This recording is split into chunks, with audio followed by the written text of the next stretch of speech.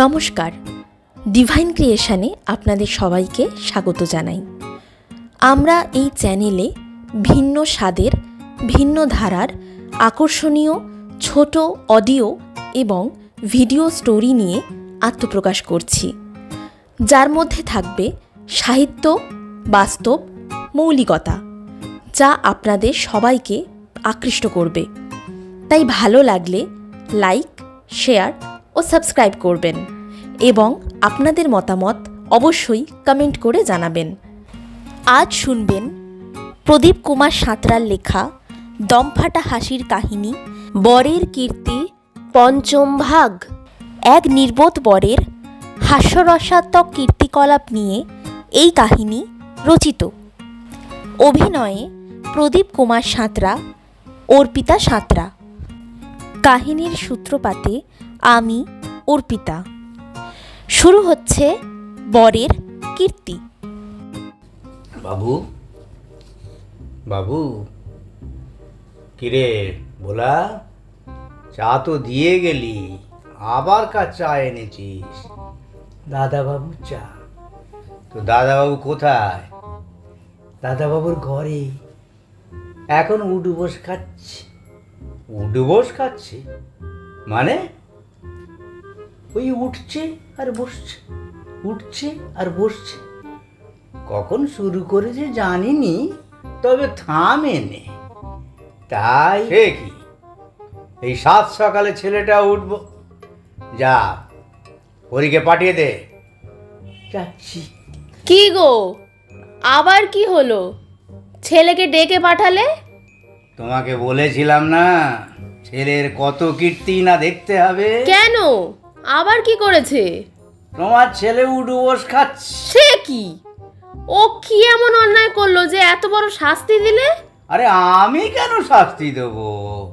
ও তো বাবা, আমাকে ডেকেছো? হ্যাঁ, এদিকে আয়। এ কি, একেবারে ঘেমে স্নান করে গেছিস যে?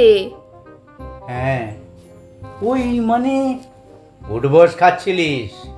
না না, বৈঠক। ওই হলো, তা হঠাৎ বৈঠকের চিন্তা মাথায় এলো কেন? না হঠাৎ নয়, আমি রোজ ভোরে উঠে 300টা করে বৈঠক করি। হ্যাঁ, বলিস কি? 300টা? শুনেছি বিয়ের আগে বৈঠক করলে শরীরের গঠন ভালো হয়। 20টা বাকি আছে, করে আসি। হায়, দেখো তোমার গুণধর ছেলের কীর্তি দেখো। ওরে বুদ্ধু, অতবার উঠবোস করিস নি, তুই আর হাঁটতে পারবি না। ওই যে পালপাড়ার মাথা মোটা পটকা আছে না, ও পড়া পারেনি বলে তার দিদিমণি তাকে কানে ধরে 50টা উঠবোস খাইয়েছিল। সে 5 দিন হাঁটা চলাই করতে পারেনি। হ্যাঁ, তাহলে কি হবে? বলি, শরীরের কথা তো অনেকই ভেবেছ, এবার পেটের কথা একবার ভাবো। পেট? ও হ্যাঁ, বলতে ভুলে গেছি, কাল বাড়িতে জোনা 5 লোক আসার কথা আছে। হ্যাঁ, আমার দেখাশোনার ব্যাপারে। হায়, ছেলের কথা শোনো। তুই আবার মেয়ে দেখতে গিয়েছিলিস? হ্যাঁ, শুনেছি দেখাশোনা শুরু করলে থামতে নেই। হায় ভগবান, তুই কি যা শুনিস তাই তোর করতে ইচ্ছা হয়? তা মেয়েটির বাড়ি কোথায় জানতে পারি? ওই তো হল্লাপাড়ার পটারবন কুটি। কি বললি?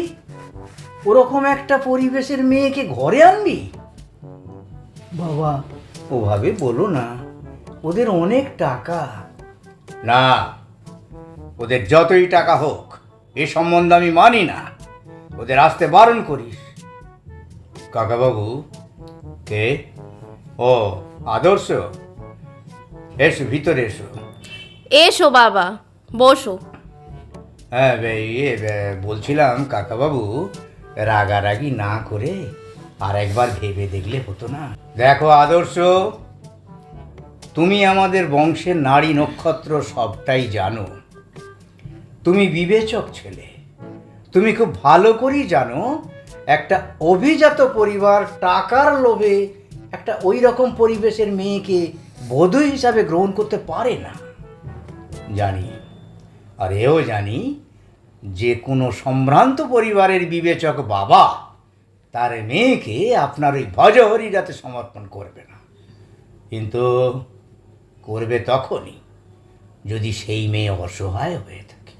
হ্যাঁ হ্যাঁ হ্যাঁ, তুমি ঠিকই বলেছ, তোমার চিন্তাধারা মানতেই হবে। দেখো আদর্শ, প্রতিবেশী হলেও তুমি আমাদের একান্ত আপন। আমি জানি তুমি কারো ক্ষতি করনি, আমাদেরও করবে না, তাই আমার ওই অবুঝ ছেলেটার ভার তোমার হাতেই তুলে দিলাম। কাকাবাবু, তুমি যেটা ভালো বুঝবে করো, কিন্তু আমি হ্যাঁ মাস্টারদা, এসে সবই তো শুনলাম, যা বুঝলাম এখন দাদার ভালো মন্দ একমাত্র আপনিই ভরসা। হ্যাঁ বাবা, তুমি যে বড় ভালো ছেলে, তাই আমরা চোখ বুজিয়ে তোমার উপরেই ভরসা করতে পারি। বেশ, তাহলে শুনুন। হরি, তুইও ঘরে যা। হ্যাঁ, যাচ্ছি। কাকাবাবু, আমি সিদ্ধান্ত নিয়েছি এ সম্বন্ধ কেটে দিয়ে আপনারই বন্ধু প্রভাতবাবুর মেয়ে প্রীতির সঙ্গে সম্বন্ধ করতে। আদর্শ, কি বলছো তুমি? তার দুর্ভাগ্য, সে কালো হয়ে জন্মেছে। কাকাবাবু, পারবেন না তাকে ঘরে তুলে আপনার ঘনিষ্ঠ বন্ধুর এইটুকু উপকার করতে?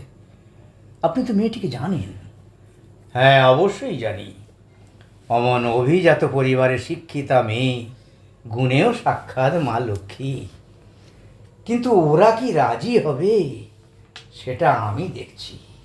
এত ভালো মেয়ে কি আমাদের ভাগ্যে সইবে বাবা? একবার চেষ্টা করে দেখি না। কিন্তু বাবা, আমার খ্যাপা ছেলেটাকে বিশ্বাস নেই। ওর একবার মাথা বিগড়ে গেলে কারো ক্ষমতা নেই ওকে সোজা করার। তাই পরিচিত লোকের সাথে যদি কোনো অঘটন, সে নিয়ে ভাববেন না কাকাবাবু, আমি তো আছি, শুধু আপনার বলার অপেক্ষায়। বেশ, প্রভাত যদি রাজি থাকে পাকা দেখার জন্যে তাকে আসতে বলো। আর রত্না, তুমি আদর্শর খাওয়া দাওয়ার ব্যবস্থা করো। আমি ঘরে গেলাম। হ্যাঁ, এই যে বাবা আদর্শ, তুমি যেন চলে যেও না, খেয়ে যাবে কেমন? আচ্ছা, বেশ, তাই হবে কাকিমা। মাস্টারদা, এত বড় ঝুঁকি নিলেন, শেষ রক্ষা হবে তো? কেন এমন মনে হচ্ছে কেন তোমার? আমার দাদাকে তো চিনি, তাই একটা কথা আমাকে ভাবাচ্ছে। প্রীতি অত ভালো মেয়ে, আমার এই দাদার সাথে মানে কিভাবে অ্যাডজাস্ট করবে? সেটা তোমার না ভাবলেও চলবে। ঠিক বলেছেন। জানেন, আমি আপনাকে সম্পূর্ণ ভুল বুঝেছিলাম। প্রীতির সাথে আপনাকে জড়িয়ে অনেক কিছুই ভেবে ফেলেছিলাম। এখন পরিষ্কার, আর আমার চিন্তা নেই। কিন্তু আমার যে চিন্তা আছে। কিসের? ওই যে সামনে শুভ বিবাহ, দুই পক্ষের একটি ঘটক। কত বড় দায়িত্ব বলো তো। তা ঠিক। মাস্টারদা, তুমি কি ভালো। এই না, তোমার জন্য এক হাঁড়ি মিষ্টি এনেছি। আজ তোমাকে পেট ভরে মিষ্টি খাওয়াবো। এই রিমি, তুই কোল্ড ড্রিঙ্কস নিয়ে আয়। হ্যাঁ, আনছি। বাহ বাহ বাহ, ঘটকালিতে মজা আছে দেখছি। শুনেছি ঘটকরাই পাত্রের খাতির করে, উল্টো পাত্রই ঘটকের খাতির করে চলেছে।